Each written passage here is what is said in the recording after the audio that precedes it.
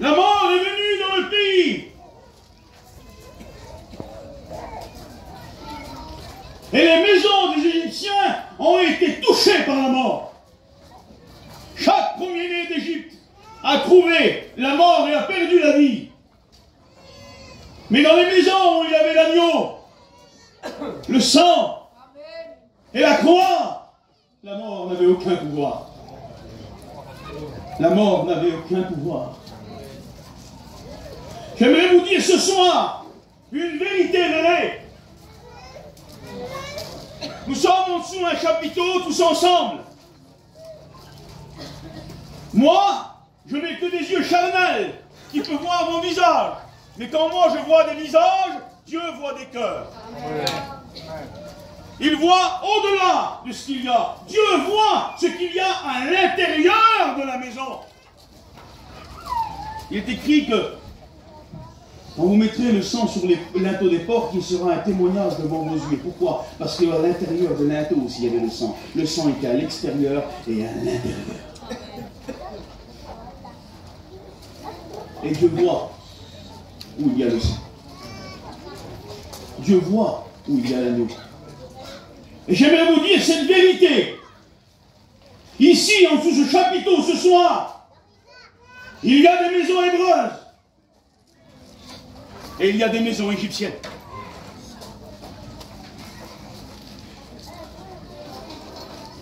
Quelle est ta maison? Est-ce que l'agneau est consommé dans tes portes? Est-ce que le table est à l'entrée de ta maison? Est-ce que tu cherches le vin chaque jour parce que la Pâque a été immolée au milieu de toi?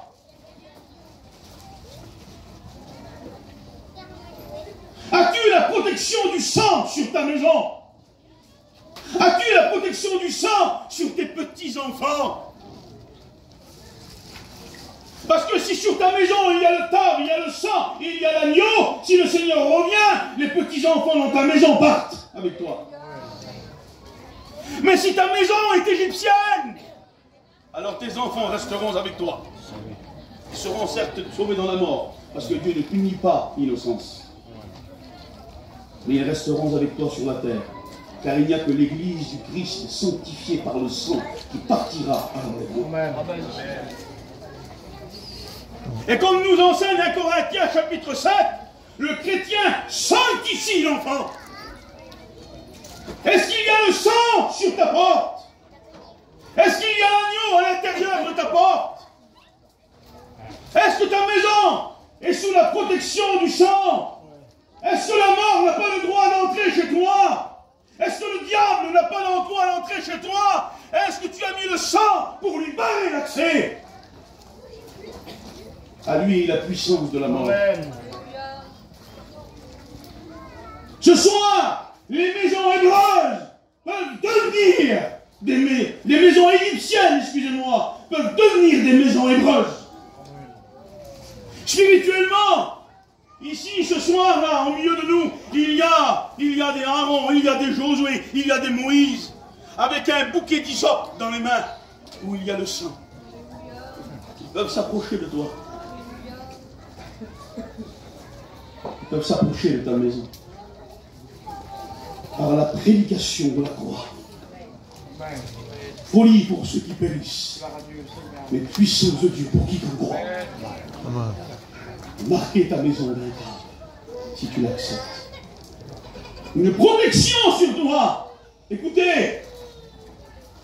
Écoutez ce que dit l'Esprit. Il revient. Que tu sois prêt ou que tu ne le sois pas, lui, il revient.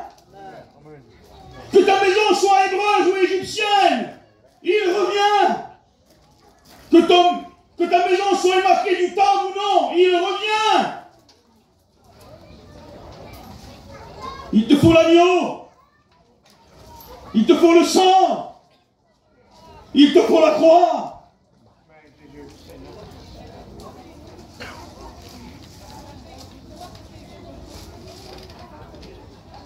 Dans l'Ancien Testament, il y avait un sacrifice qui s'appelait le khatat. C'est quoi ça, pasteur, le khatat?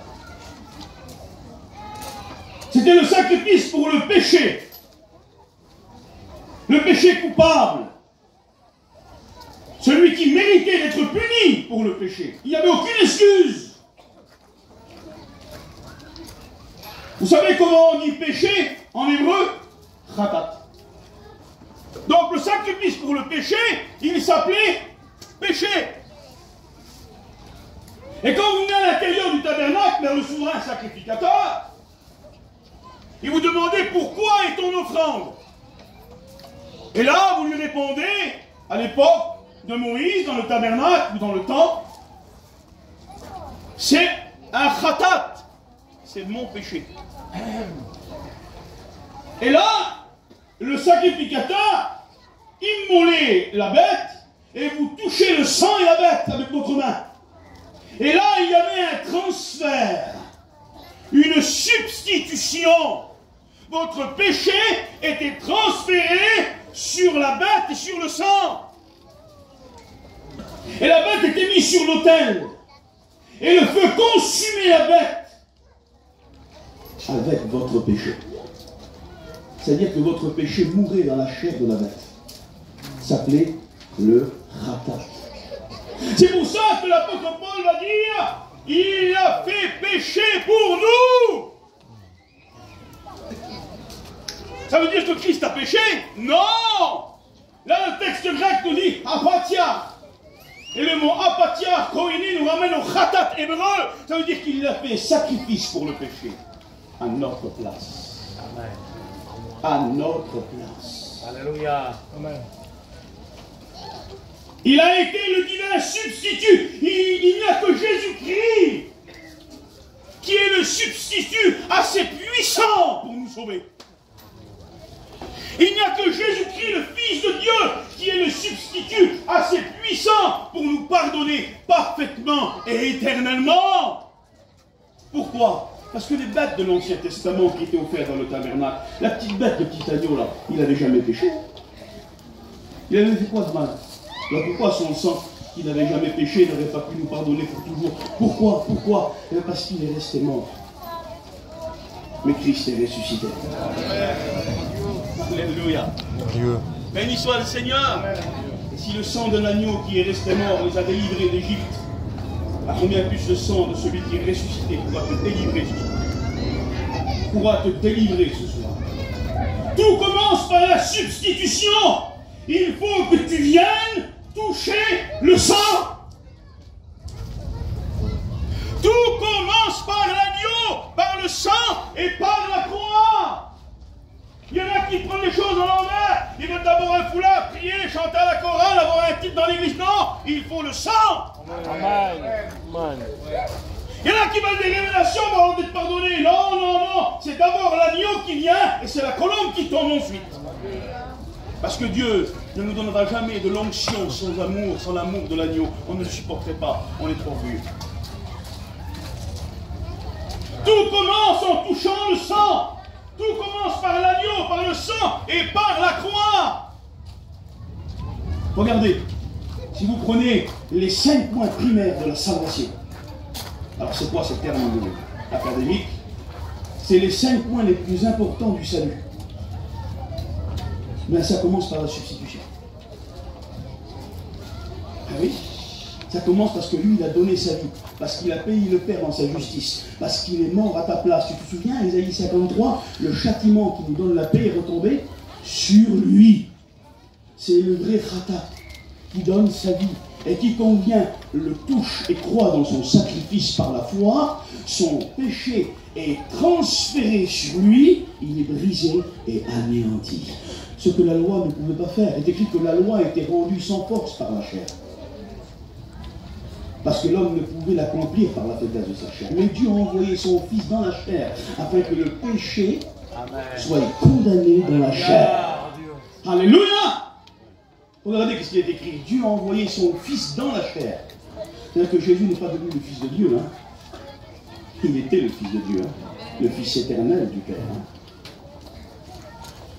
Regardez qu'est-ce qu'il veut nous dire ce texte. Ce texte veut nous dire que la loi condamnait le pécheur sans pouvoir le sauver du péché. Mais la grâce en Jésus-Christ condamne le péché et sauve le pécheur. Alléluia. Béni soit l'Éternel. Alléluia. Tout commence par la substitution. Tout commence par le sang, l'agneau et la croix. Il faut que tu viennes ce soir et que tu mettes tes mains sur l'agneau. Amen. Sur le sang. Tout commence par la substitution. Regardez, c'est la substitution, les 5 points primaires de la salvation. Il donne sa vie, alors tout peut commencer. Il paye lui dans sa justice. Puis après, c'est quoi après la substitution? C'est le pardon. Et parce que tu as été pardonné, tu es purifié. Alléluia. Amen. Et parce que tu es purifié, tu es sanctifié. Mais sans la substitution, rien n'arrive. Il y a un commencement. Il y a un commencement. Substitution. Pardon. Alléluia. Purification. Justification. Sanctification. C'est parce qu'il a donné sa vie que tu peux te pardonner. C'est parce que tu as été pardonné que tu as été purifié. C'est parce que tu es purifié que tu es justifié. Et c'est parce que tu es justifié maintenant que tu es sanctifié. Amen. C'est les 5 points de la salvation primaire. Mais ça commence par quoi? Parce qu'il a donné sa vie. Ça commence par une grâce totale. Mais comment faire, Seigneur? Et tu te poses la question, Seigneur, comment faire? C'est difficile. Quel mot? Quel geste? Dieu te demande de fermer tes yeux et par la foi de dire, Seigneur, simplement dans ton cœur, je touche le sacrifice. Amen. Je touche le sang, je demande pardon, coupable. Purifie-moi. Alléluia. Il n'y a que lui, le divin khatat de Dieu, le divin substitut, qui pouvait monter sur le feu de la prophétie et accomplir pour nous une rédemption éternelle. C'est pour ça qu'on a dit hier, il est venu accomplir la loi et les prophètes. C'est pour ça qu'il est écrit, Hébreux 9, verset 14, il s'est offert par l'Esprit éternel. Ça veut dire quoi ça? Hébreux 9, 14. Je posais la question, moi. Vous voulez savoir? On veut savoir, mais bibliquement. Je sais que je n'apprends rien à mes frères prédicateurs qui sont là, les anciens, les lecteurs de la Bible, mais certains ont besoin de savoir. Hébreux 9, 14. Merci, mon frère. Il s'est offert par l'Esprit éternel. Ça veut dire quoi? Ça veut dire que le Christ est monté à la croix sur le feu de la prophétie. Dans le tabernacle, il y avait une autel. Et on offrait les sacrifices sur cet autel. Mais il y avait quelque chose d'indispensable au sacrifice. C'était le feu. Il fallait que le sacrifice soit saint, il fallait qu'il soit conforme, tout bien, gloire au Seigneur, mais sans le feu, le sacrifice ne montait pas. Et dans l'Ancien Testament, le Saint-Esprit, à travers les saints prophètes de Dieu, a allumé le feu sur l'autel. Et le Christ à la croix est monté sur le feu de la prophétie. Et là, il a pesé Dieu dans sa justice par le divin khatat, la substitution. Il s'est offert par l'Esprit éternel. C'est pour cela que quand Abraham a monté son fils sur la montagne de Moria, avant qu'il le sacrifie et allume le feu, Dieu l'a arrêté. Il a dit, n'avance pas ta main contre l'enfant. Il ne fallait pas que ce feu s'allume sur Isaac et sur aucun autre homme, car il n'y avait que le Fils divin qui pouvait monter sur le feu de la Alléluia. Amen. Nous voyons une image d'Élie sur le mont Carmel. Il va prendre un taureau qui est le plus précieux de tous les sacrifices. Il va le mettre sur l'autel. Il va se mettre à genoux, le prophète de l'Éternel. Élie représente tous les prophètes de l'Ancien Testament. Il représente tous les prophètes, Élie. Il se met à genoux et il dit, Seigneur, montre que c'est toi qui es Dieu. Et selon la parole du prophète, le feu descend sur le sacrifice, il le consume, et le peuple reconnaît que Dieu est Dieu. Amen. Voilà ce qui s'est passé à la croix. Selon les prophéties des prophètes, Christ est monté sur ce feu de la prophétie, a été consumé par la prophétie jusqu'à la mort, mais il est ressuscité. Amen. Il a tout accompli. Même la justice et la morale de Dieu qui était la loi. Et maintenant, nous pouvons être sauvés. La garantie d'être enlevés. La garantie d'être sauvé. La garantie de ta maison, qu'elle passe d'une maison égyptienne à une maison hébreuse, c'est le sang. C'est l'agneau. C'est la croix. Romains 5, verset 9, il est écrit à plus forte raison donc, maintenant que nous sommes justifiés par son sang, serons-nous sauvés par lui de la colère à venir. Le sang est une garantie. Le sang est une assurance. Amen. Le sang, nous pouvons y mettre notre foi. Nous pouvons y mettre notre confiance. Le sang, c'est sûr. Si le sang est sur ta maison, la mort ne s'approchera pas. Si le sang est sur ta maison, Satan ne s'y approchera pas. Si les fondements de ta maison, c'est la parole, et que sur ta porte il y a le sang, il viendra du vent. Les meubles vont bouger, une fenêtre va casser, mais la maison, elle ne s'écoulera pas. Elle ne s'écoulera pas. Oui, parce que, écoutez, il y a des chrétiens ici, il y a des serviteurs de Dieu. Vous n'avez pas eu des fois une fenêtre cassée? Les meubles, ils n'ont jamais bougé chez vous? Chez moi, oui. Ça a déjà tremblé. J'ai tenu la toiture comme ça, j'ai eu peur, j'ai pleuré. J'ai dit, Seigneur, ça va s'écrouler. Mais ma maison a tenu bon. Amen. Parce qu'elle était sur le roc. Amen. Parce que le sang était sur ma maison. Parce que ma maison, c'est une maison hébreuse. Amen. Où il y a l'agneau, où il y a le sang, et où il y a la croix.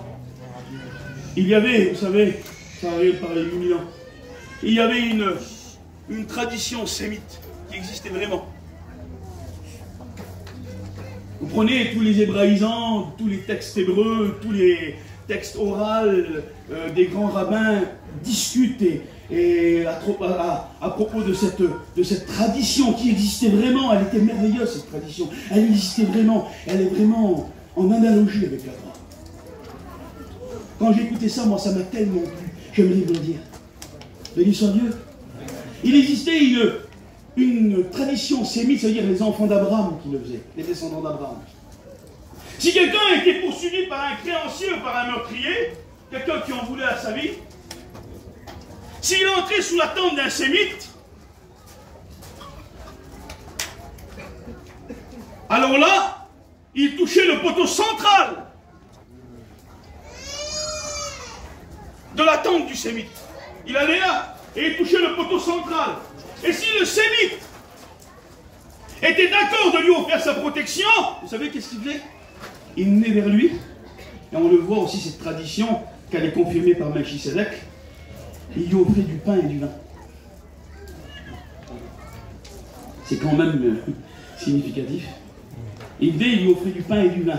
Puis il se mettait à l'entrée de la tente, et il le défendait au péril de sa vie. Il lui offrait sa protection. Je t'invite ce soir.